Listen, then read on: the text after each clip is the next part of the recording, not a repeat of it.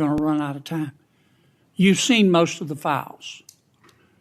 Who, if anyone, did Epstein traffic these young women to besides himself? Himself. There is no credible information.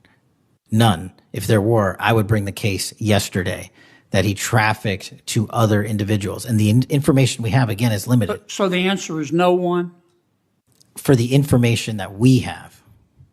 In the files? In the case file. Okay.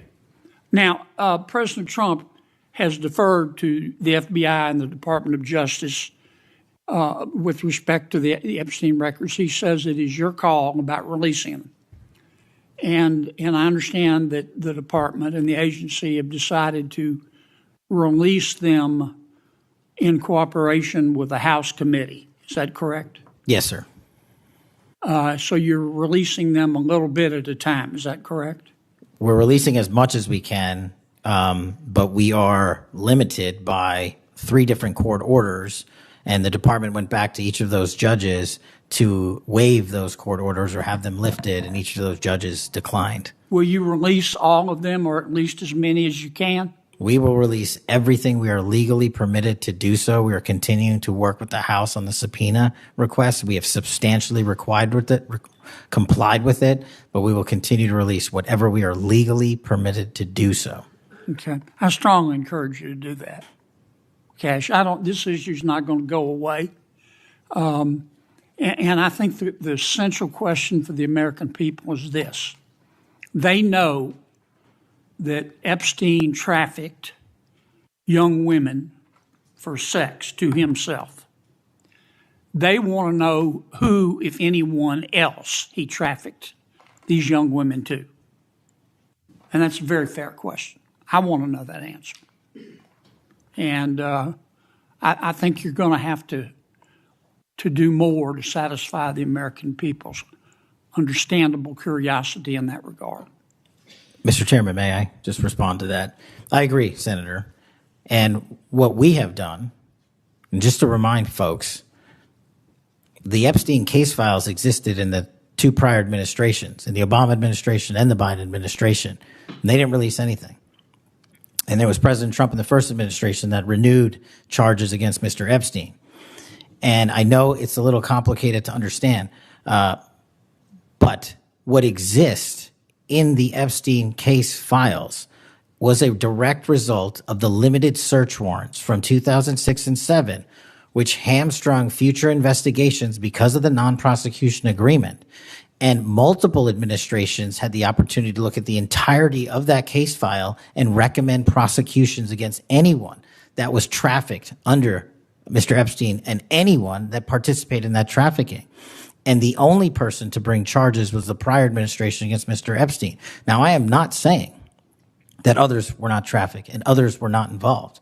What I am telling you is that based on the information we have, and we have continuously and publicly asked for the public to come forward with more information. If there is, we'll look at it.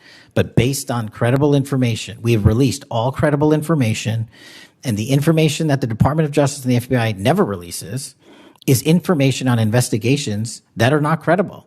And we don't release the names of victims who weren't credible. But in the same time, we don't release the names of victims who were credible. And so that's by law. And so the information we are releasing now is historic, and it is also to the maximum capacity that the law allows. And I know that's not going to satisfy many, many, many people. But if they wanted it done right, then the investigation from its origination should have been done right, and he should not have been given a get-out-of-jail-free card to do jail on the weekends for 12 hours a day, and he should have been investigated fully for the entirety of his crime and criminal enterprise, not just from 1997 to 2001. Senator Blumenthal. Thank you, Mr. Patel.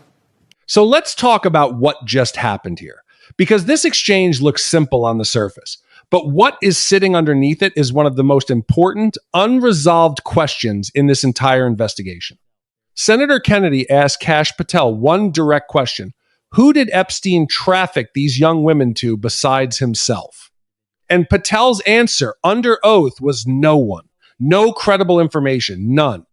Now let's sit with that for a moment, because newly released FBI documents tell a very different story.